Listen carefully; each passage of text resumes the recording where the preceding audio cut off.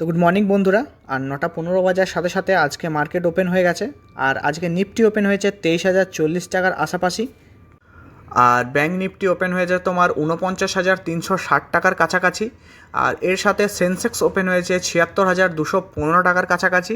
Fine Nifty open হয়েছে তোমার 23,060 টাকায়। আর এর সাথে সাথে চলো আমরা এখন দেখে নেব আজকের মার্কেটে যে ডাউনওয়ার্ডস শুরু হয়েছে সেই সব কিছু কোম্পানি, যার মধ্যে কিছু লার্জ ক্যাপ রয়েছে, যার মধ্যে আজকে আমরা দেখব রিলায়েন্স ইন্ডাস্ট্রিজও রয়েছে, কিছু মিড কোম্পানি, আর তার সাথে সাথে কিছু স্মল ক্যাপ।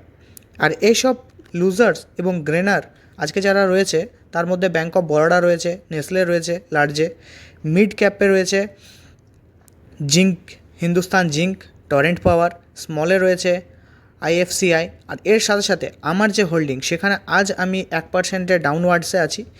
আর মার্কেট রিলেটেড ইনফরমেশনের জন্য চ্যানেলটি অবশ্যই সাবস্ক্রাইব করে নিও। তো চলো নেক্সট আপডেট নিয়ে খুব শীঘ্রই আসছি।